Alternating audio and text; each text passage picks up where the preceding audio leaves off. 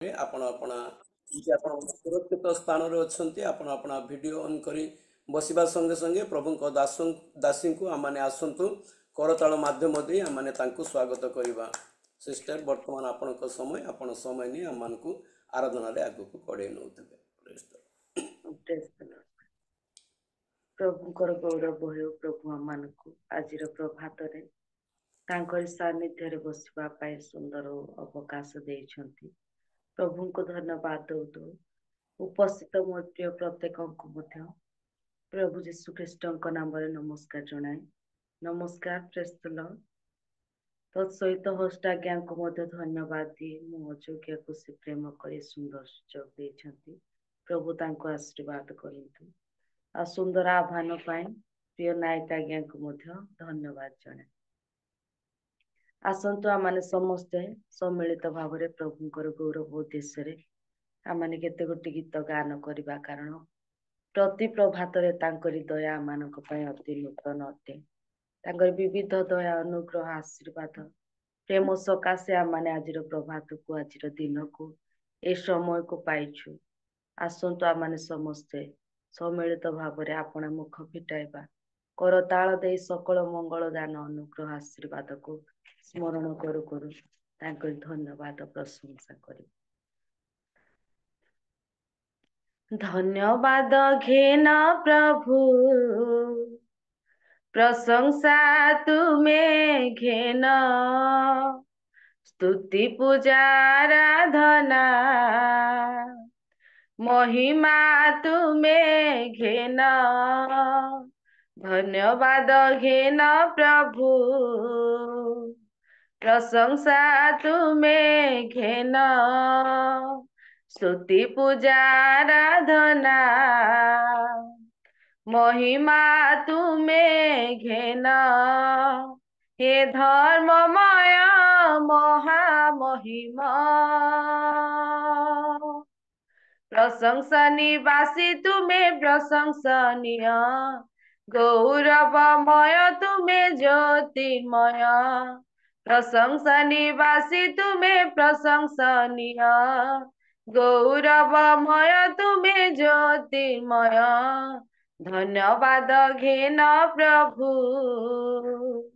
মহিমা তুমে ঘেন, স্তুতি পূজা আরাধনা মহিমা তুমে ঘেন।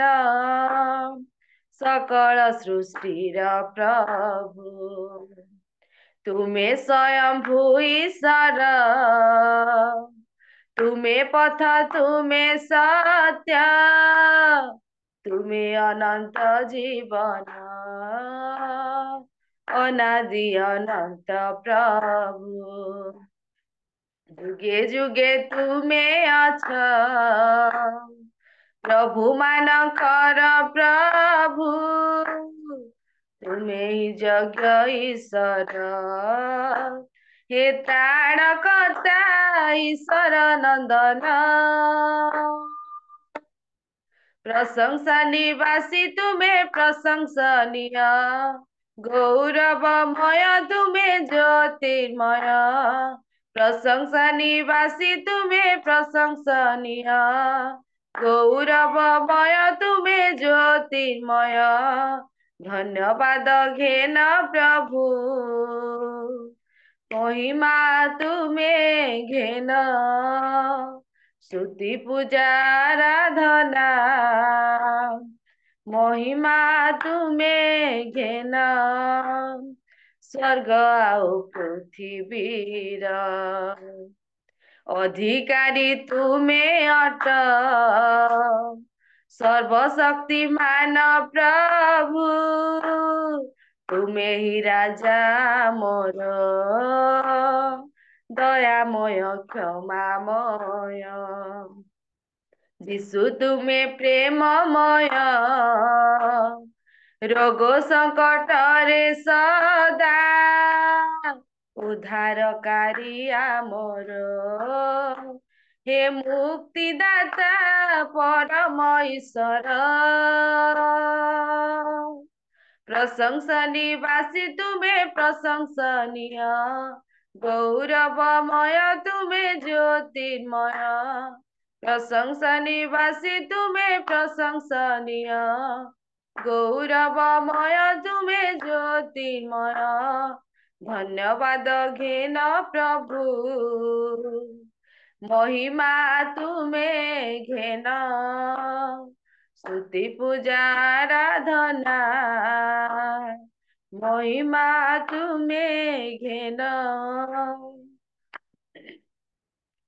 ସତରେ ମୋ ପ୍ରିୟ ମାନେ, ସେ ଆମମାନଙ୍କର ପ୍ରଶଂସା ନିବାସୀ ପରମେଶ୍ୱର ଅଟନ୍ତି।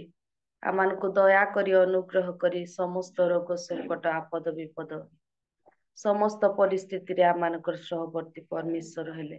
ଆମମାନଙ୍କୁ ପ୍ରତିପାଳନ କଲେ, ଆମମାନଙ୍କୁ ସୁରକ୍ଷା କଲେ। ପୁଣି ନୂତନ ବର୍ଷରେ ନୂତନ ଦିନକୁ ଆମମାନଙ୍କ ଜୀବନରେ ସେ ଦୟାରେ ଦାନ କରିଛନ୍ତି। ଆସନ୍ତୁ ଆମମାନେ ସେଇ ସମସ୍ତ ମଙ୍ଗଳ ଦାନକୁ ସ୍ମରଣ କରିବା। ସେଦିନ ସମୟ ମୁହୂର୍ତ୍ତକୁ ଆମମାନେ ସ୍ମରଣ କରୁ କରୁ ତାଙ୍କରି ସେ ପ୍ରଶଂସା ଗାନ କରିବା। हो सदा प्रभु मोर प्रतिपालक, हो सदा प्रभु मोर प्रिय पालक। हालेलुया मुहि गाइबी तांक नामर, प्रशंसा ओ गीति भजिबी यीशु नामर। हालेलुया मुहि गाइबी तांक नामर, प्रशंसा ओ गीति भजिबी यीशु नामर। हो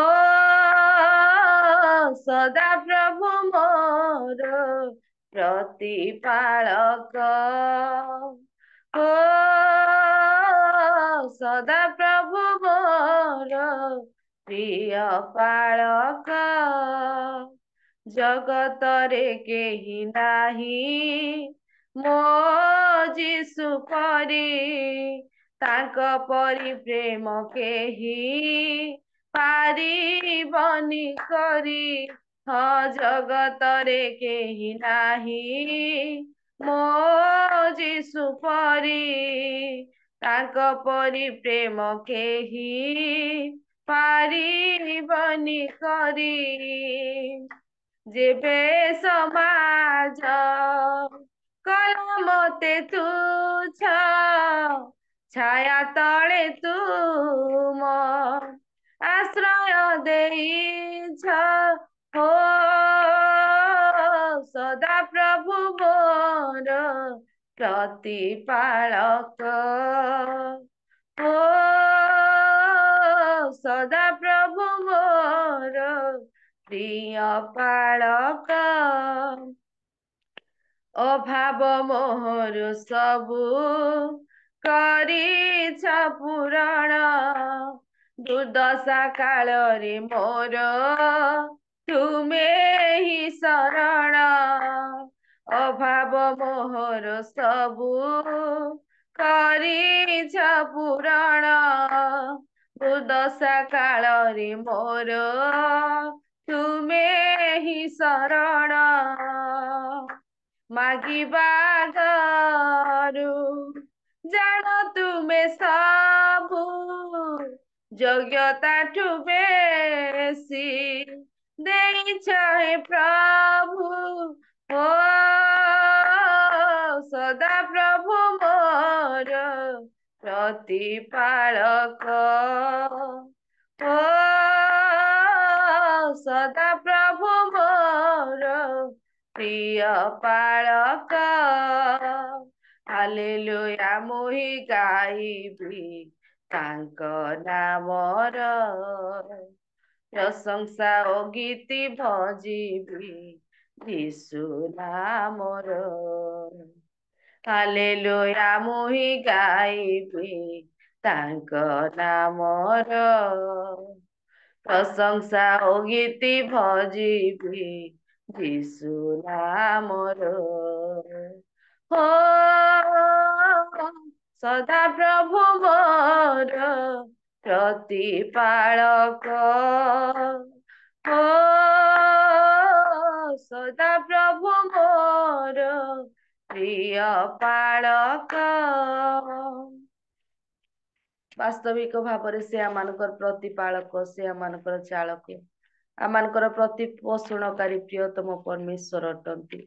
ଆମମାନଙ୍କର ଅଭାବ ଦୂରକାରୀ, ରୋଗ ସଙ୍କଟରୁ ସୁସ୍ଥକାରୀ, ଆମମାନଙ୍କର ସୁରକ୍ଷାକାରୀ, ଆମମାନଙ୍କର ସହବର୍ତ୍ତୀ ପିତା ପରମେଶ୍ୱର। ଆସନ୍ତୁ ମୋ ପ୍ରିୟମାନେ, ଆମମାନେ ଆଜିର ପ୍ରଭାତରେ ଯେତେବେଳେ ତାଙ୍କରି ଗୌରବ କରିବା ପାଇଁ ସ୍ଥାନରେ ଉପସ୍ଥିତ ଅଛୁ, ଆମମାନେ ସମସ୍ତେ ଆପଣା ଆପଣା ଅନ୍ତର, ଆତ୍ମା, ହୃଦୟକୁ, ମନକୁ ଖୋଲି ତାଙ୍କରି ପ୍ରଶଂସା କରିଅଛୁ, ତାଙ୍କରି ଗୌରବ କରିଅଛୁ। ଆପଣା ଜୀବନକୁ ଆମେ ତାଙ୍କଠାରେ ସମର୍ପଣ କରିବା। ଆଜି ଦିନର ସମସ୍ତ ଗତିକୁ ସମର୍ପଣ କରିବା, ଆମମାନଙ୍କର ସମସ୍ତ ମୁହୂର୍ତ୍ତକୁ ତାଙ୍କଠାରେ ସମର୍ପି ଦେବା। ସେ ଆମମାନଙ୍କର ସହବର୍ତ୍ତୀ ହେବେ, ଆମମାନଙ୍କୁ ଉଦ୍ଧାର କରିବେ, ଆଜି ଦିନର ସର୍ବ ସଙ୍କଟରୁ ସେ ରକ୍ଷା କରିବେ, ଆମମାନଙ୍କର ଜୀବନର ଅଭାବକୁ ଦୂର କରିବେ, ଆମମାନଙ୍କର ଜୀବନର ରୋଗ ସଙ୍କଟକୁ ସେ ଯୀଶୁଙ୍କ ନାମରେ ଦୂର କରିବେ। ଆସନ୍ତୁ ଆମେ ତାଙ୍କରି ଗୌରବ କରୁ କରୁ এই ଗୀତ ଗାନ କରି ଆମମାନଙ୍କର ସମସ୍ତ ପାପ, ଅଧର୍ମ, ଆମମାନଙ୍କର ସମସ୍ତ ଅସୁଚିତାକୁ ତାଙ୍କ ଚରଣ ତଳେ ସ୍ୱୀକାର କରି ଛାଡ଼ିବା। କାରଣ ଯିଏ ଅଧର୍ମକୁ ଆଚ୍ଛାଦନ କରେ ସେ ମଙ୍ଗଳ ପାଏ ନାହିଁ, ଯିଏ ଅଧର୍ମକୁ ସ୍ୱୀକାର କରି ଛାଡ଼େ ସଦା ପ୍ରଭୁଙ୍କ ଠାରୁ ଆଶୀର୍ବାଦ ପ୍ରାପ୍ତ ହୁଏ। ଆଜିର ପ୍ରଭାତରେ ଆମମାନେ କରିଥିବା ସମସ୍ତ ଅପରାଧକୁ ଆମମାନେ ସ୍ୱୀକାର କରି ଛାଡ଼ୁ ଛାଡ଼ୁ ଆମମାନଙ୍କର ଜୀବନ ଗତିକୁ, ପରିସ୍ଥିତିକୁ, ଆମମାନଙ୍କ କାର୍ଯ୍ୟକ୍ଷେତ୍ରକୁ, ଆମମାନଙ୍କ ସେବାର ଭାରକୁ ତାଙ୍କଠାରେ ସମର୍ପଣ କରୁ କରୁ ପ୍ରାର୍ଥନା କରିବା। ହାଲେଲୁୟା। यीशु मसीह तेरे जैसा है कोई नहीं, तेरी चरणों में झुके आसमां और महिमा गाए जमीन। यीशु मसीह तेरे जैसा है कोई नहीं, तेरी चरणों में झुके आसमान और महिमा गाए जमीन। हम गाए हो होशाना, तू राजाओं का है राजा, तेरी महिमा होवे सदा, तू है प्रभु हमारा खुदा। हम गाए हो साना, तू राजाओं का है राजा, तेरी महिमा होवे सदा, तू ही प्रभु हमारा खुदा। प्यारे पिता, तूने हमसे कितना प्यार किया, मेरे पापों से छुड़ाने को अपनी बेटे को कुर्बान किया। प्यारे पिता, तूने हमसे कितना प्यार किया, मेरे पापों से छुड़ाने को अपने बेटे को कुर्बान किया। हम गाए हो साना, तू राजाओं का है राजा, तेरी महिमा होवे सदा, तू ही प्रभु हमारा खुदा। हम गाए हो साना, तू राजाओं का है राजा, तेरी महिमा होवे सदा, तू ही प्रभु हमारा खुदा, तू ही प्रभु हमारा खुदा, तू ही प्रभु हमारा खुदा। प्रेममय पवित्र स्वर्गस्थ पिता, ତୁମ ମହତ୍ ନାମକୁ ଧନ୍ୟବାଦ ଦିଏ, ପ୍ରଶଂସା କରେ। ସତରେ ପ୍ରଭୁ ତୁମ ତୁଲ୍ୟ ପ୍ରଭୁ, ତୁମ ତୁଲ୍ୟ ପିତା ପରମେଶ୍ୱର କେହି ନାହିଁ। ହଁ ପିତା, ତୁମେ ଆରମ୍ଭ, ତୁମେ ଶେଷ, ତୁମେ ଆମମାନଙ୍କର ଆବଶ୍ୟକତା ପୂର୍ଣ୍ଣକାରୀ, ପ୍ରତିପୋଷଣକାରୀ, ଆମମାନଙ୍କର ଅଭାବ ଦୂରକାରୀ, ରୋଗ ସଙ୍କଟରୁ ଅମଙ୍ଗଳରୁ ପ୍ରଭୁ ସମସ୍ୟାରୁ ଉଦ୍ଧାରକାରୀ ପ୍ରଭୁ ତୁମେ ଅଟ। ହଁ ପିତା, ଆମମାନଙ୍କର ଅଗଣିତ ପାପ ସକାଶେ ପ୍ରଭୁ ଆପଣାର ଏକମାତ୍ର ପୁତ୍ରକୁ ଜଗତ ମଧ୍ୟରେ ଅବତୀର୍ଣ୍ଣ କରାଇଥିବା ଏକମାତ୍ର ପିତା ପ୍ରଭୁ ତୁମେ ଅଟ ବୋଲି ଧନ୍ୟବାଦ ଦିଏ। ତୁମ ପ୍ରଶଂସା କରେ, ଗୌରବ କରେ ତୁମରି ସେ ଅତୁଳନୀୟ ପ୍ରେମ ସକାଶେ, ଅବର୍ଣ୍ଣନୀୟ ଦୟା, ଅନୁଗ୍ରହ, ଆଶୀର୍ବାଦ ସକାଶେ ଆଜି ପର୍ଯ୍ୟନ୍ତ ପ୍ରଭୁ ଆମମାନେ ଜୀବିତ ମାନଙ୍କ ମଧ୍ୟରେ ଜୀବିତ ହୋଇ ବଞ୍ଚିବାକୁ ପାରିଛୁ। ତୁମରି ଗୌରବ କରିବା ପାଇଁ, ତୁମ ପ୍ରଶଂସା କରିବା ପାଇଁ, ତୁମ ଉପସ୍ଥିତିରେ ବସୁ ବସୁ ତୁମରି ଜୀବନ୍ତ ମୁଖ ନିଃସୃତ ବାକ୍ୟକୁ ଶୁଣିବା ପାଇଁ ଆମେ ଉପସ୍ଥିତ ଅଛୁ ବୋଲି ଧନ୍ୟବାଦ ଦିଏ। ପ୍ରଭୁ ତୁମ ଉପସ୍ଥିତିରେ ଆମମାନଙ୍କୁ ରଖିଅଛ ବୋଲି ଧନ୍ୟବାଦ ଦିଏ। ହେ ପିତା ପରମେଶ୍ୱର, ଏ ସମୟରେ ବସୁ ବସୁ ଆମମାନେ ଯେତେକ ଅନୁରୋଧ, ଯେତେକ ପ୍ରାର୍ଥନା, ଯେତେକ ଅଳି, ଆପଣାର ମନର ପରିବାର ସକଳ ଚିନ୍ତାର ଭାର ବୋଝକୁ ତୁମଠାରେ ସମର୍ପି ଅଛୁ ପ୍ରଭୁ। ତୁମେ ସମସ୍ତ ବିଷୟରେ ମନୋଯୋଗୀ ହୋଇଛ ବୋଲି ବିଶ୍ୱାସ କରି ଧନ୍ୟବାଦ ଦିଏ। ସମସ୍ତ ପ୍ରାର୍ଥନା ତୁମେ ଶୁଣିଅଛ ବୋଲି ଧନ୍ୟବାଦ ଦିଏ। ତୁମେ ଉତ୍ତର ପ୍ରଦାନ କରିଛ ବୋଲି ଧନ୍ୟବାଦ ଦିଏ। ଆଜିର ସେବାର ଆରମ୍ଭରୁ ତୁମେ ରହିଛ ପିତା, ସମାପ୍ତି ପର୍ଯ୍ୟନ୍ତ ତୁମ ଉପସ୍ଥିତି ଦେଇ ଗୌରବ, ମହିମା, ପୂଜା, ପ୍ରଶଂସା କେବଳ ତୁମେ ପାଅ ବୋଲି ଯୀଶୁଙ୍କ ନାମରେ ପ୍ରାର୍ଥନା ଉତ୍ସର୍ଗ କରି ମାଗିଲି ପିତ, ଆମେନ୍। ପ୍ରଭୁଙ୍କ ଦାସୀଙ୍କୁ ମୁଁ ଧନ୍ୟବାଦ ଜ୍ଞାପନ କରେ। ସେ ଉତ୍ତମ ଭାବରେ ଆମମାନଙ୍କୁ ଆରାଧନା କରି ପରମେଶ୍ୱରଙ୍କ ସାନ୍ନିଧ୍ୟ ମଧ୍ୟକୁ ନେଇଥିବା ଯୋଗୁଁ ଆସନ୍ତୁ ଆମମାନେ ପୁନର୍ବାର ପ୍ରଭୁଙ୍କ ଦାସୀଙ୍କୁ କରତାଳ ମାଧ୍ୟମ ଦେଇ ତାଙ୍କର ଗୌରବ କରିବା। ଆଉ ବିଶେଷ କରି ଆମମାନେ ଆସନ୍ତୁ, ଯଦି କୌଣସି ବିଜ୍ଞାପନ ଅଛି ଆମମାନଙ୍କୁ ହୋଷ୍ଟ ଆଜ୍ଞାଙ୍କୁ ଅନୁରୋଧ କରେ ସେ ଆଉ ବିଜ୍ଞାପନ ପ୍ରଦାନ କରିବେ।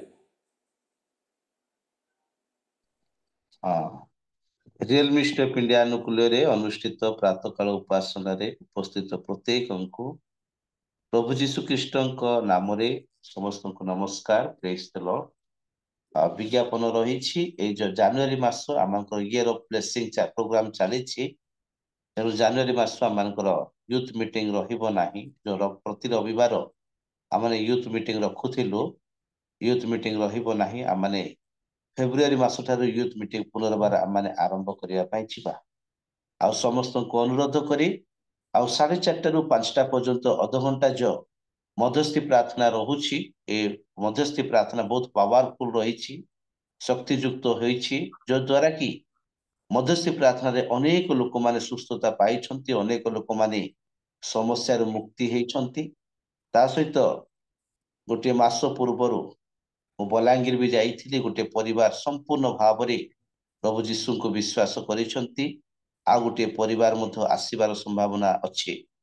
ତେଣୁ ବିଶେଷ ମୁଁ ଅନୁରୋଧ କରି ମଧ୍ୟସ୍ଥି ପ୍ରାର୍ଥନାରେ ଆପଣମାନେ ଜଏନ କରନ୍ତୁ। ଆଉ 4:30ରୁ 5ଟା ହଉଛି ମଧ୍ୟସ୍ଥି ପ୍ରାର୍ଥନା, ଆଉ 5ଟାରୁ 5:25 ପର୍ଯ୍ୟନ୍ତ ଆମମାନଙ୍କର ୱର୍ସିପ ରହୁଛି, ଆଉ 5ଟା ଅଧେରୁ ଆମମାନଙ୍କର ବାକ୍ୟ ରହୁଛି।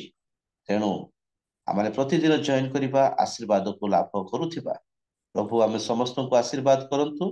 ଆଉ ବିଶେଷ କରି ଆଉ ଉପସ୍ଥିତ ପ୍ରତ୍ୟେକଙ୍କ ପାଇଁ ପ୍ରାର୍ଥନାରେ ସ୍ମରଣ କରିବି ବାକ୍ୟ ନେଇ ଆସୁଥିବା ପ୍ରଭୁଙ୍କ ଦାସ ରିମା ସାରଙ୍କ ପାଇଁ, ସୁନ୍ଦର ଭାବରେ ୱର୍ସିପ କରିଥିବା ସିଷ୍ଟର ଇଭାଞ୍ଜେଲିଷ୍ଟ ଆଉ ଜସ୍ମିନ ରିମା ଭଉଣୀଙ୍କ ପାଇଁ, ଆଉ ଆମମାନଙ୍କର ପରିଚାଳକ ରେଭରେଣ୍ଡ ନାୟକ ଆଜ୍ଞାଙ୍କ ପାଇଁ ମଧ୍ୟ ପ୍ରାର୍ଥନାରେ ସ୍ମରଣ ରଖିବା। ଧନ୍ୟବାଦ। ଧନ୍ୟବାଦ। ପ୍ରଭୁଙ୍କ ଦାସଙ୍କୁ ଧନ୍ୟବାଦ ଜ୍ଞାପନ କରେ ଉତ୍ତମ ବିଜ୍ଞାପନ ନିମନ୍ତେ। ଆମମାନେ ଆସନ୍ତୁ ବର୍ତ୍ତମାନ ପ୍ରାର୍ଥନା କରିବାକୁ ଯିବା। ଆମମାନଙ୍କ ମଧ୍ୟରେ ପ୍ରଭୁଙ୍କର ପ୍ରିୟ ଦାସ ବିନୋଦ ପାଲ ଆଜ୍ଞା ଅଛନ୍ତି, ତାଙ୍କୁ ମୁଁ ପ୍ରଭୁ ଯୀଶୁ ଖ୍ରୀଷ୍ଟଙ୍କ ମଧୁମୟ ନାମରେ ସ୍ୱାଗତ ଜଣାଏ। ସେ ଅନ୍ମ୍ୟୁଟ୍ କରିବେ ଏବଂ ଆରାଧନା କରିଥିବା ପ୍ରଭୁଙ୍କ ଦାସୀଙ୍କ ନିମନ୍ତେ ଆମେ ଯେଉଁ ବିଜ୍ଞାପନ ବି ଶୁଣିଲୁ, ସେ ବିଜ୍ଞାପନ ଅନୁସାରେ ଆମେ ଯେପରି ଆପଣଙ୍କୁ କାର୍ଯ୍ୟକାରୀ କରିବା ସେଥିପାଇଁ ପ୍ରାର୍ଥନା କରିବା। ଏବଂ ଆଜି ଯେଉଁ ପ୍ରଭୁଙ୍କର ଭକ୍ତ ଦାସ ଜୀବିତ ବାକ୍ୟ ନେଇ ଆସୁଅଛନ୍ତି, ସେଇ ବାକ୍ୟକୁ ଆମେ ଯେପରି ବାକ୍ୟର ଶ୍ରୋତା ମାତ୍ର ନୁହେଁ ଆପଣଙ୍କୁ ପ୍ରବଞ୍ଚନା ନ କରି ବାକ୍ୟର ଯେପରି କର୍ମକାରୀ ହେବା ଏବଂ ପ୍ରଭୁଙ୍କ ଦାସଙ୍କୁ ଯେପରି ମାଇଟିଲି ପ୍ରଭୁ ବ୍ୟବହାର କରିବେ, ସେଥିପାଇଁ ଆପଣ ପ୍ରାର୍ଥନାରେ ତୋଳି ଧରିବେ। ସାର୍ ବିନୋଦ ପାଲ ଆଜ୍ଞା, ବିନୋଦ ପାଲ ଆଜ୍ଞା, ପ୍ରେଜ୍ ଦ ଲର୍ଡ। जदि विनोद पाल आज्ञा शुणी पारनाहांती ताहले आमानक मध्यरे प्रभुंकर प्रिय दास विनोद सेनापति आज्ञा जदि अछंती से अनम्यूट करी समस्त प्रार्थना विनती प्रभुंक निकट रखिबे। समस्त प्रेज द लॉर्ड समस्त प्रार्थना करिबा। महान जीवित परमेश्वर प्रभु आमे तुमको धन्यवाद करूछु, तुमर गौरव करूछु प्रभु। पुणी तरी हमको बंचिबा पाई कथावार्ता करिबा पाई तुमर लोक मानको सहित सहभागिता करिबा पाई देल धन्यवाद दउछु। एई जो माध्यम रे जिते तुमर प्रिय दास दासी अछंती प्रत्येक को तुमर हस्ତରେ समर्पण करूछु। समस्त को तुम आशीषित कर। एई नवा वर्ष रे हम समस्त को पाई आशीर्वाद रो कारण हेउ। समस्त शांति रे आनंद रे प्रेम रे रही तुम सेवा कार्य को दिन को दिन आम समस्त बढ़ाई पारी तुम दया कर। विशेषकर आज जो भौणी गीत परिचालना करछंती तांको तुम आशीर्वाद कर, तांको परिवार को तांको सेवा कार्य को तुम आशीर्वाद कर। आउ तांको द्वारा ये समस्त विषय जो परिचालना करछंती समस्त विषय तुम गौरव पाओ प्रभु। आम प्रार्थना करछो जो प्रिसीडिंग मध्य करछंती प्रभु तांको मध्य तुम आशीर्वाद कर, तांको परिचालना पाई प्रभु तांको मध्य तुम आशीर्वाद कर, तांको परिवार को समस्त को तुम आशीर्वाद कर।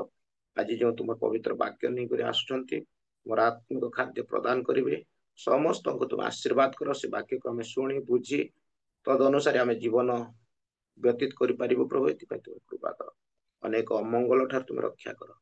जुम्रे जिते लोक बसीचु समस्त को तुम उपस्थिति को अनुभव करने दियो। तुम्हें ही गौरव पाओ। आज दिवस प्रत्येक कार्य तुम आशीर्वाद कर।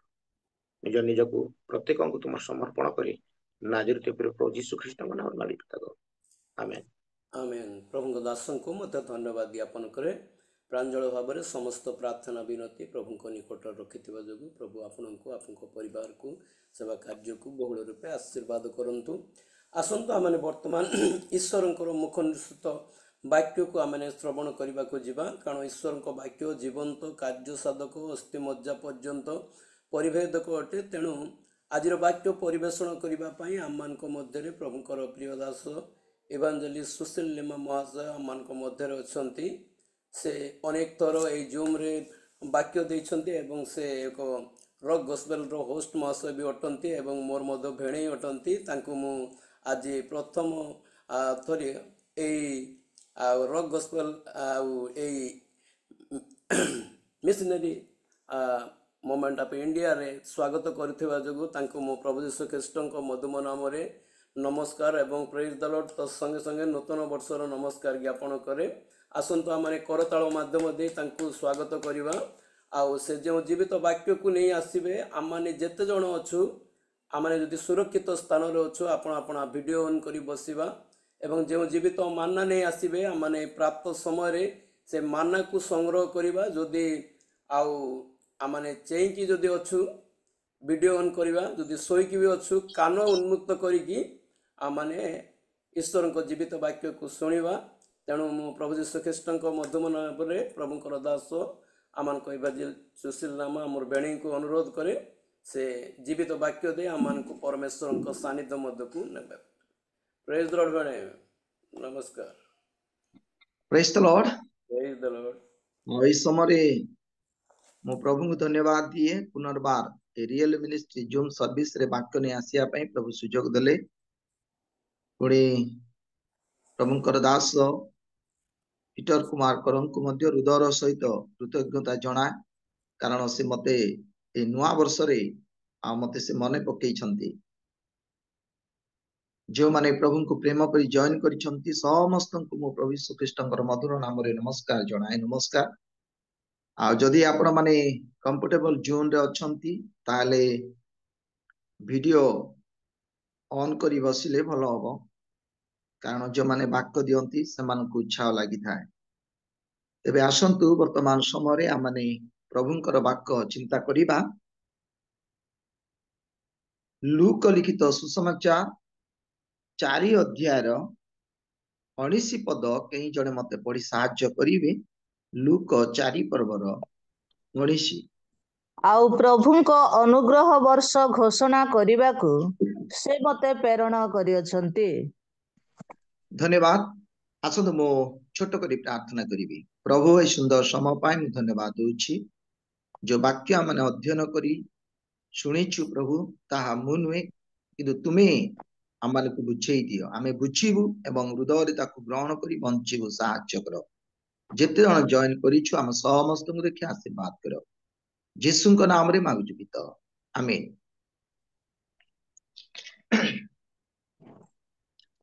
ଆଉ ଆମେ ଏଠାରେ ଦେଖୁଛୁ ଲେଖା ଅଛି, ଆଉ ପ୍ରଭୁଙ୍କର ଅନୁଗ୍ରହ ବର୍ଷ ଘୋଷଣା କରିବାକୁ ସେ ମତେ ପ୍ରେରଣ କରିଅଛନ୍ତି।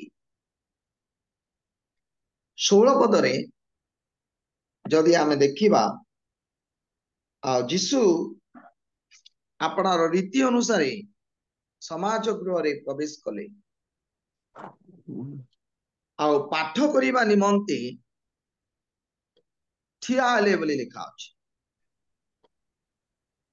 ଯିଶା ଭାବାଦୀଙ୍କର ପୁସ୍ତକ ଅଧ୍ୟୟନ କରିବା ପାଇଁ ବା ପଢିବା ପାଇଁ ସେ ଠିଆ ହେଲେ।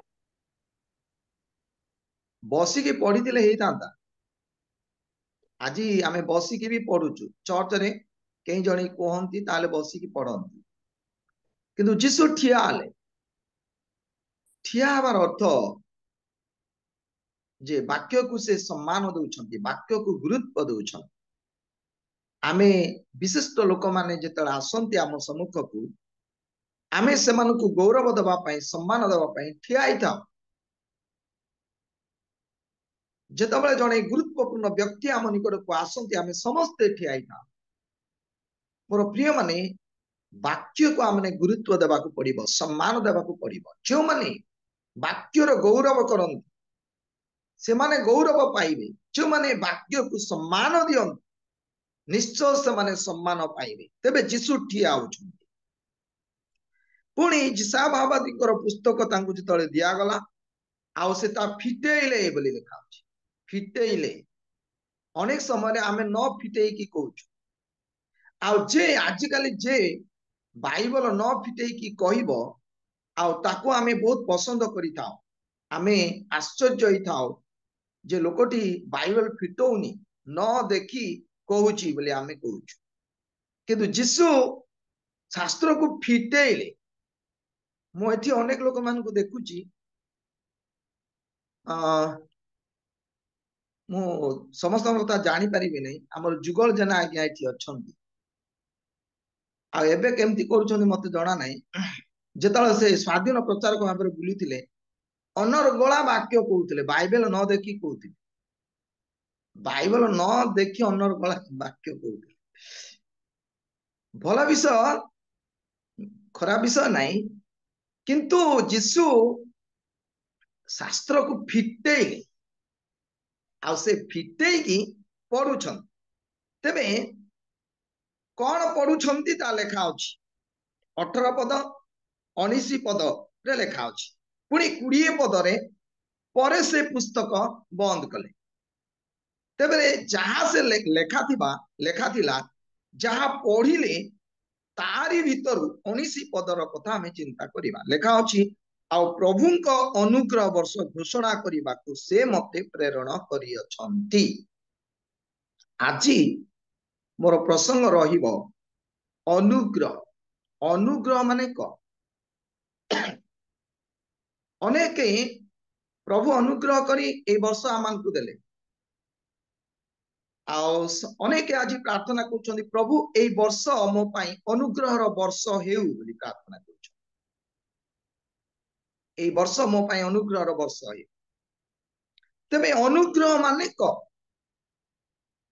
ଯଦି ଆମେ ଅନୁଗ୍ରହ ପାଇଛୁ ତାହେଲେ ଆମ ପାଇଁ ଅନୁଗ୍ରହ ବର୍ଷ ହବ।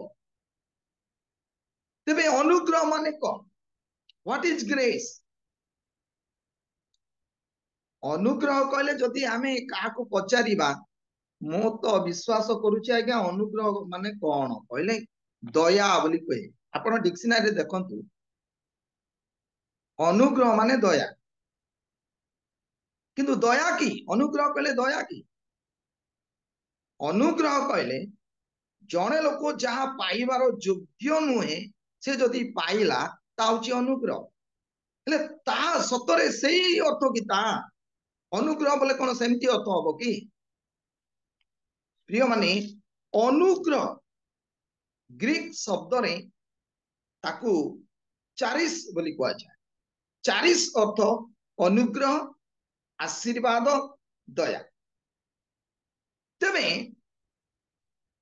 आमे जो अनुग्रह कथा चिंता करिबा ताहा डिक्शनरी अनुसार तार अर्थ हेई पारे किंतु मु आज जो अनुग्रह विषय कहबी ताहा संपूर्ण भी नटे अनुग्रह अनुग्रह माने को प्रकाश तो 22 पर्वर 21 पद दया करी पढ़िबे कि कहीं प्रकाश तो 22 पर्वर 21 प्रभु प्रभु जीशुଙ୍କ ଅନୁଗ୍ରହ ସମସ୍ତଙ୍କର ସହବର୍ତ୍ତୀ ହେଉ ଆମେନ୍।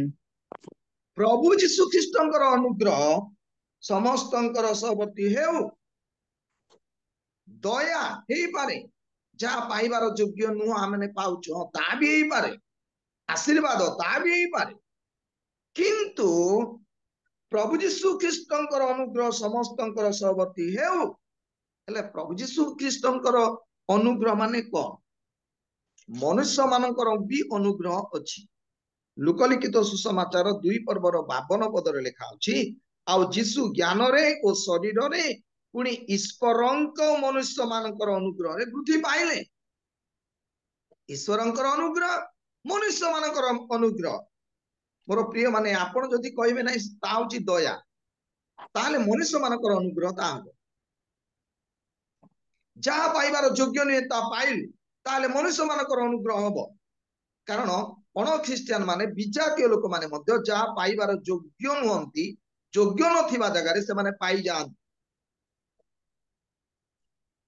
ता होची मनुष्य मानकर अनुग्रह किंतु ईश्वरंकर अनुग्रह माने को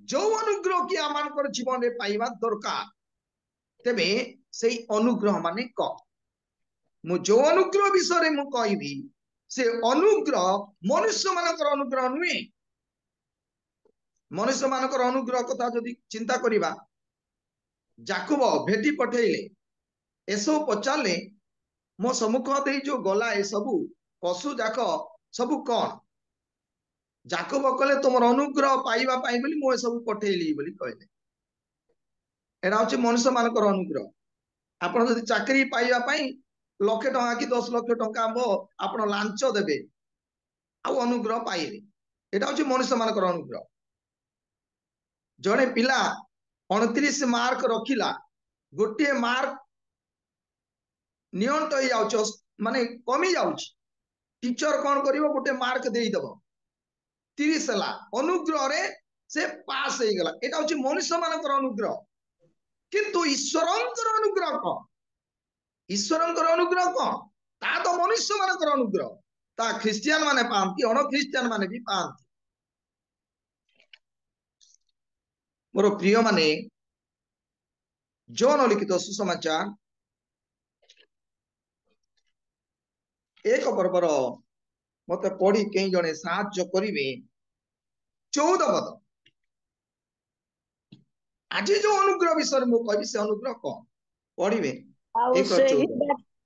आउ सेही वाक्य देहवंत हेले पुणी अनुग्रह व सत्य रे परिपूर्ण होई आम्हानक मध्यरे बास कले आउ पितांक ठारू आगत अद्वितीय पुत्रंक महिमा सदृश्य आम्भे माने ताहांक महिमा देखिलु हाँ आउ सेही वाक्य देहवंत ले मांस ले शरीर ले एनु देहवंत हेबा पाई देहवंत हेले हेबा कोले शरीर हेबा कोले कोनसी फैक्ट्री रे होबो नै कि घरे देहवंत होबो नै शरीर हेबा पाई गोटे स्त्री दरकार गोटे नारी दरकार सेथि पाई मरियम को दरकार पड़िला मरियम कर गर्भ रे देहवंत हेले प्रभु यीशु ख्रीष्ट वाक्य देहवंत हेले पुणी अनुग्रह ओ सत्य रे परिपूर्ण होई वाक्य देहवंत हला अर्थात शरीर हला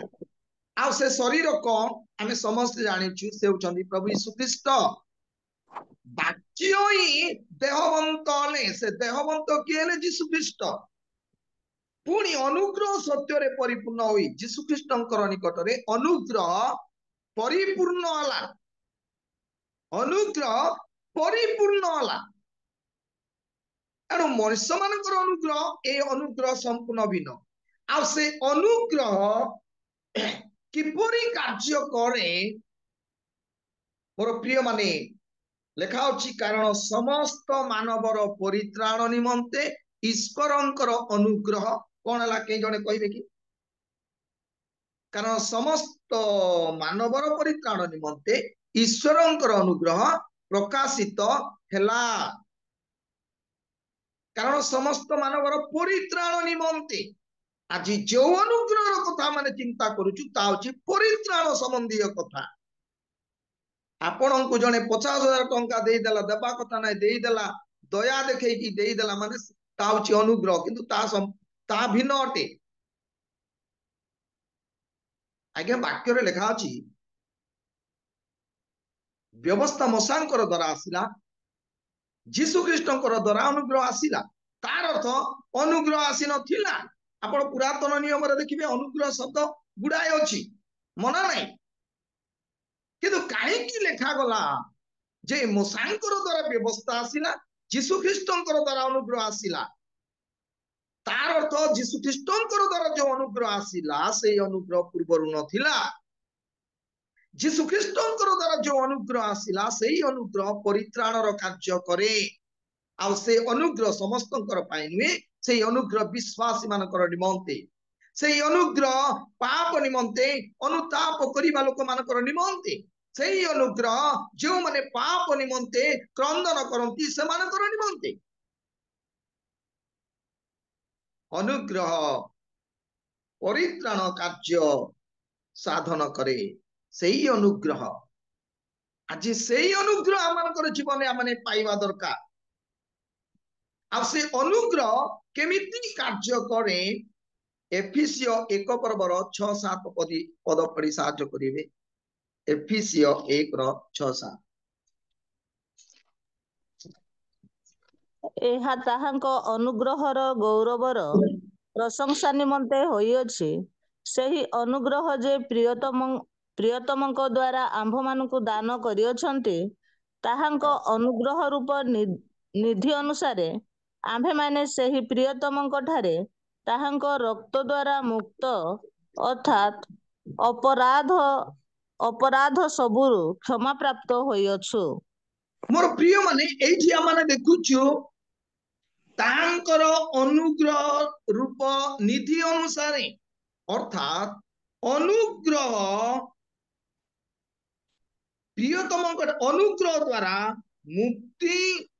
ଆପଣ ଯଦି 6-7 ପଢିବେ, ପ୍ରକୃତରେ ଅନୁଗ୍ରହ କଣ କରେ? ମୁକ୍ତି ଆଣେ, ଅପରାଧ ସବୁରୁ କ୍ଷମା ପ୍ରାପ୍ତ ହେବାର କାର୍ଯ୍ୟ ସେ କରେ। ବିଶ୍ୱାସୀ ଜୀବନ ପାଇଁ ଗୋଟେ ଅନୁଗ୍ରହ ମୁଖ୍ୟ ବିଷୟ ଅଟେ ଆଜ୍ଞା। ଆଉ ଅନୁଗ୍ରହ ଏମିତି ଗୋଟେ ଶକ୍ତି, ଏମିତି ଗୋଟେ ପାୱାରଫୁଲ ବିଷୟ, ଗୋଟେ ଗାଡିର ମୁଖ୍ୟ ଇଞ୍ଜିନ, ଗାଡିକୁ ସେ ସମ୍ପୂର୍ଣ୍ଣ ଚଳାଏ, ଆଗକୁ ଯିବାକୁ ଦିଏ। ଠିକ ସେପରି ବିଶ୍ୱାସୀ ଜୀବନରେ ଅନୁଗ୍ରହ ହେଉଛି ମୁଖ୍ୟ ବିଷୟ। ଆଉ ସେଥିପାଇଁ ମରିୟମକୁ କୁହାଗଲା ଆଗ ଅନୁଗ୍ରହ ପାତ୍ରୀ। ଆଜ୍ଞା ତାଙ୍କୁ ଅନୁଗ୍ରହ ଦିଆଗଲା। ଅନୁଗ୍ରହ ଦିଆଯିବାରୁ ସେ ପରିତ୍ରାଣକର୍ତ୍ତା ପ୍ରଭୁ ଯୀଶୁ ଖ୍ରୀଷ୍ଟଙ୍କୁ ଗର୍ଭ ଧାରଣ କରିବାର ଶକ୍ତି ପାଇଲେ। ସ୍ତିଫାନ ଅନୁଗ୍ରହ ଓ ଶକ୍ତିରେ ପରିପୂର୍ଣ୍ଣ ଥିଲେ ବୋଲି ଲେଖା ଅଛି। ଅନୁଗ୍ରହରେ ସେ ପରିପୂର୍ଣ୍ଣ ହେଇଥିବାରୁ ଯେତେବେଳେ ତାକୁ ପଥର ପକେଇ ମରା ଯାଉଛି ସେତେବେଳେ ସେ ଯୀଶୁଙ୍କୁ ଅସ୍ୱୀକାର କଲେ ନାହିଁ। ପଥର ମାଡ଼ ଖାଇଲା ସମୟରେ ସେ ଉର୍ଦ୍ଧ୍ୱ ଦୃଷ୍ଟି କଲେ, ପୁଣି ପିତାଙ୍କର ଦକ୍ଷିଣ ପାଖରେ ଯୀଶୁ ଠିଆ ହେବାର ସେ ଦେଖିଲେ। ତେବେ ଅନୁଗ୍ରହ ପରିତ୍ରାଣ କାର୍ଯ୍ୟ କରେ, ଅନୁଗ୍ରହ ମୁକ୍ତି ଆଣିଦିଏ, ଅନୁଗ୍ରହ ପାପ କ୍ଷମା ଦିଏ, ଆଉ ଏଇ ଅନୁଗ୍ରହ ପରିତ୍ରାଣର କାର୍ଯ୍ୟ ସାଧନ କରେ। এইটা ଯୀଶୁଙ୍କର ଦେଇ ଆସିଲା, ଯୀଶୁଙ୍କର ଦ୍ୱାରା ଆସିଲା। ମନୁଷ୍ୟ ମାନଙ୍କର ଅନୁଗ୍ରହ, ଈଶ୍ୱରଙ୍କର ଅନୁଗ୍ରହ ସମ୍ପୂର୍ଣ୍ଣ ଭିନ୍ନ। ତେବେ ଆଉ କେତୋଟି କଥା ଯଦି ମୁଁ କହିବି ଅନୁଗ୍ରହ ବିଷୟରେ କ୍ଲିୟର ହବ, କିନ୍ତୁ ମୁଁ ସେ କଥା କହିବି ନାହିଁ। ମୁଁ ଅଳ୍ପ କେତୋଟି କଥା କହିବି। आउ केमिति लोक से अनुग्रह पाइब जो अनुग्रह की शक्ति चुका परित्राण कार्य साधन करे पाप क्षमार अनुभूति को आने मुक्ति दिए ए प्रकार अनुग्रह केउ व्यक्ति पाइब किपरि लोक पाइब मो 8 गोटी पॉइंट मो रखिछि किंतु जतिकी जीव सेतिकी कहबी केउ माने अनुग्रह पाइबे प्रथम पितर 5 पर्वर 5 पद पढ़िबे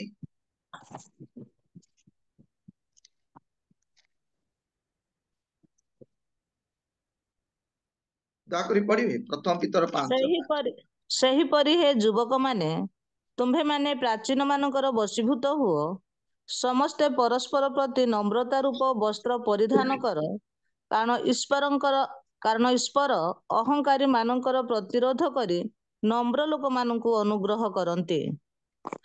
नम्र लोक मानकु अनुग्रह करंती प्रकृत रे आज आमे नम्र अटु की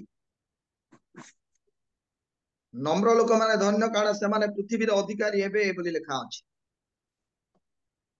नम्र विषय हम माने सबु बळे सुनी आसुचु शिक्षा आम प्रभु यीशु ख्रीष्ट से आपना को नम्र कले से जदि नम्र करी न थांते ताले स्वर्ग छाड़ी तल को आसी न थांते से नम्र हेले बोली आज आमने रक्षा पाइछु जदि मु नम्र हेबी मु रक्षा पाइबी मो परिवार रक्षा पाइबे मु जदि नम्र हेबी अनेकंकर उद्धार रो कारण मु होई पारिबी एणु नम्र लोक माने धन्य बोली लिखा जा प्रभु चाहंती आमने नम्र हो कारण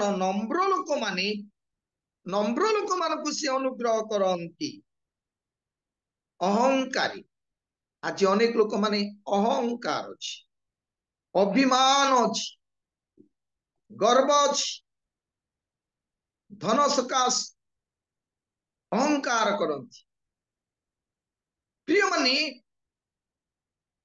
एणु जीशु कहले मो ठारू नम्रता शिख बोली मु केमिति नम्र ए जगत रे जीवन यापन करिछि सेटा तुमे अनुकरण कर शिख बोली प्रिय माने प्रथम विषय होची नम्र लोक मानकु से अनुग्रह करंती द्वितीय विषय एफिसियो 6 पर्वर 24 पद पढ़ी साहाय्य करिवे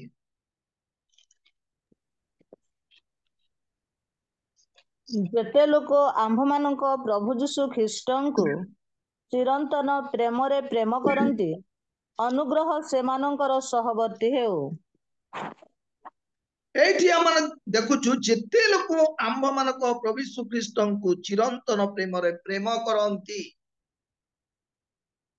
आमे प्रेम करूछु कि प्रेम करिवार अर्थ प्रतिदिन आमे जूम रे वाक्य सुनुछु प्रभु गोटे एमिति आम पाई गोटे द्वार खोलिचंती प्रतिदिन एबे रियली मिनिस्ट्री सरला परे कोइनिनिया को जिबा आउ कोइनिनिया सरला परे आ गोटे अछि सेरंग भेटघाट अछि आउ सेरंग भेटघाट गले आउ संध्या समय रे रॉक गॉस्पेल जूम मीटिंग अछि आउरी आउ कोन सब अछि सब जगह रे आमे अटेंड करूछु वाक्य प्रति जो आग्रह अछि बहुत भल विषय किंतु जहाँ शुणुचु पालन करूछु कि प्रेम करिवार अर्थ कोन तांकर आज्ञा पालन करिवा तांकर आज्ञा पालन करिवार अर्थ होची प्रेम करिवा जीशु जदि आज पितर को पचारला भलिया पचारे देबे आपण कहि परिबे सिमोन सिमोन तुमे मते कोन प्रेम करूछो कि हां प्रभु करूची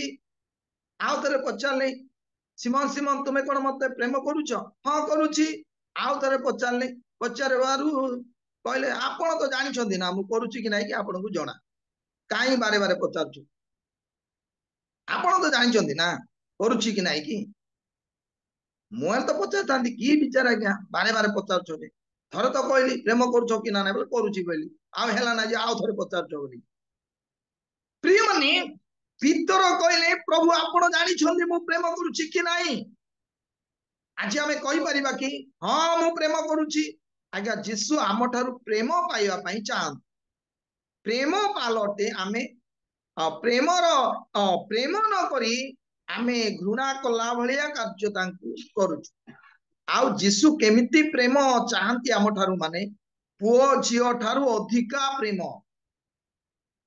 स्त्री ठारू अधिका प्रेम स्वामी ठारू अधिका प्रेम आमर प्रेम समस्त ठारू अधिक होउची बाइबल लिखा अछि जे प्रेम करे ना से शापग्रस्त हो बोली जो माने पुनी प्रेम करंती से माने सार संपत्ति रो अधिकारी हेबे बोली लिखा अछि प्रिय माने हमने तांको प्रेम करू प्रेम करिवार अर्थ कोन ईश्वर जगत को एडे प्रेम कले जे अपना अद्वितीय पुत्र को दान कले प्रेमर अर्थ होची दान करिवा आपण माने निश्चय सुनिथिबे ख्रिस्टमास सीजन रे लोक माने प्रचार करंती एटा होची दान देबार मास बोली निश्चय आपण माने सुनिथिबे बहुत लोकटू मु सुनली एटा होची दान देबार मास किंतु मु प्रचार कली केते जागा रे एटा होची नेबार मास एटा होची नेबार मास ईश्वर देले आमे नेबाकू पड़िबो आ से देले जदि नेबा नाही ईश्वर देबार मूल्य किछि रहला नाही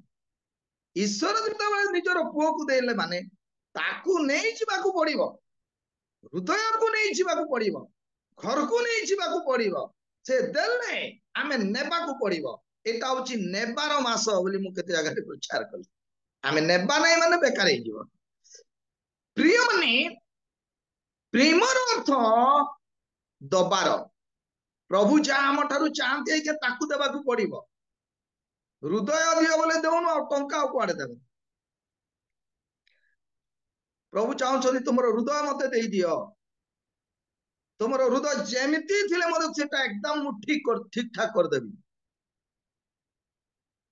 आमे देबा में इच्छा नै आम हृदय आम ठारे ताऊ आम कथा आमे बुझिबु ना ना मोर प्रिय माने प्रेम जो माने प्रेम करंती से माने अनुग्रह पाइबे एउची द्वितीय विषय तृतीय विषय लूक 6 पर्वर 33 पद पढ़िबे केउ मानकर प्रति अमंगल सॉरी अनुग्रह वर्तिब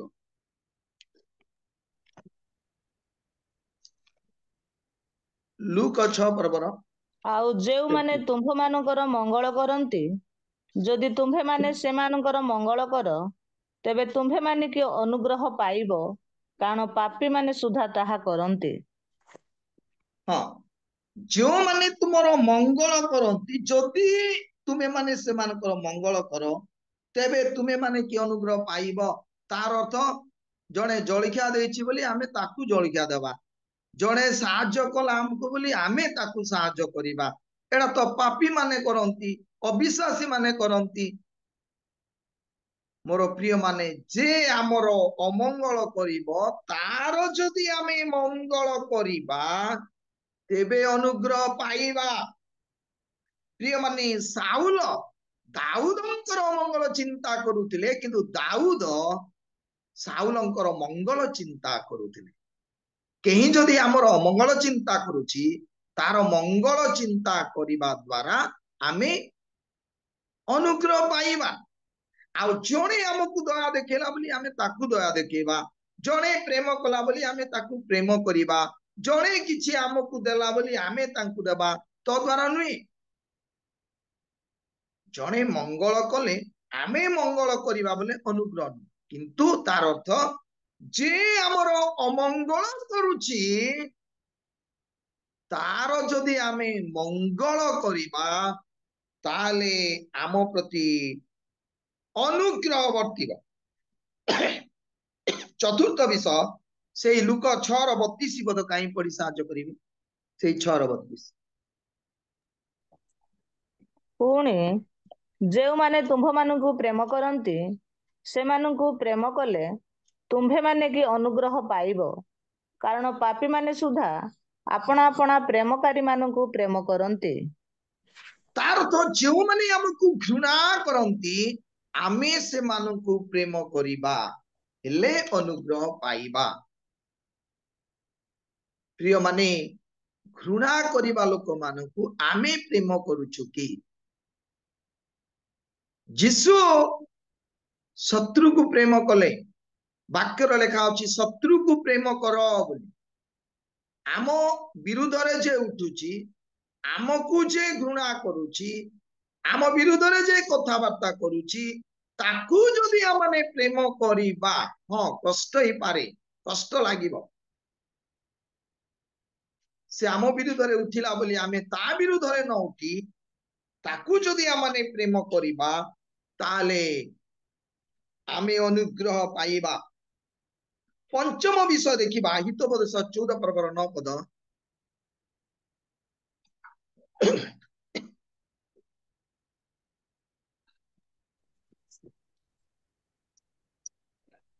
ଅଜ୍ଞାନ ମାନେ ଦୋଷକୁ କୌତୁକ ମଣନ୍ତି, ମାତ୍ର ସରଳ ଲୋକମାନଙ୍କ ମଧ୍ୟରେ ଅନୁଗ୍ରହ ଥାଏ। ସରଳ ଲୋକମାନଙ୍କର ମଧ୍ୟରେ, ତାର ଅର୍ଥ ଆମେ ସରଳ ହେବାକୁ ହବ। ସରଳ ଲୋକମାନେ ତାଙ୍କ ଛାମୁରେ ବାସ କରିବେ ବୋଲି ଲେଖା ଅଛି। ସଦା ପ୍ରଭୁ ସେ ସରଳ ଅଟନ୍ତି ବୋଲି ଲେଖା ଅଛି। ବାଇବଲରେ ଜଣେ ବ୍ୟକ୍ତି ସରଳ ଥିଲେ, ଆମେ ସମସ୍ତେ ଜାଣୁ ତାଙ୍କୁ। ଆୟୁବ ଜଣେ ସିଦ୍ଧ, ସରଳ, ପରମେଶ୍ୱର ଭୟକାରୀ ଓ କୁକ୍ରିୟା ଥିଲେ, ସରଳ ଥିଲେ। କେତେ ସରଳ ଯେ ଧନ ସମ୍ପତ୍ତି ଚାଲିଗଲା, ପୁଅ ଝିଅ ଏକକାଳୀନ ମରିଗଲେ, କିନ୍ତୁ ସେ କହୁଛି ସଦାପ୍ରଭୁ ଦେଲେ, ସଦାପ୍ରଭୁ ନେଲେ, ସଦାପ୍ରଭୁଙ୍କର ନାମ ଧନ୍ୟ ହେଉ। ଆଜି ଯଦି ଅନ୍ୟ ଜଣେ ପ୍ରଭୁଙ୍କର ଦାସ ଯଦି ହେଇଥାନ୍ତେ, ସେ କହିଥାନ୍ତା ପ୍ରଭୁ ନେଲେ ନେଲେ, ଯେ ଜଣକୁ ହେଲେ ନେଲେ ନାହିଁ, ନହେଲେ 2 ଜଣକୁ ହେଲେ ନେଲେ ନାହିଁ, ଏକକାଳୀନ ସମସ୍ତଙ୍କୁ କେମିତି ନେଇଗଲେ ବୋଲି କହିଥାନ୍ତେ। ମୁଁ କଣ ଦୋଷ କଲି ପ୍ରଭୁ? ମୁଁ ଅନେକ ଲୋକଙ୍କୁ ଜାଣିଛି, ଦୁଃଖ ସମୟରେ ସେମାନେ ପ୍ରଭୁଙ୍କୁ ଅଭିଯୋଗ କରନ୍ତି।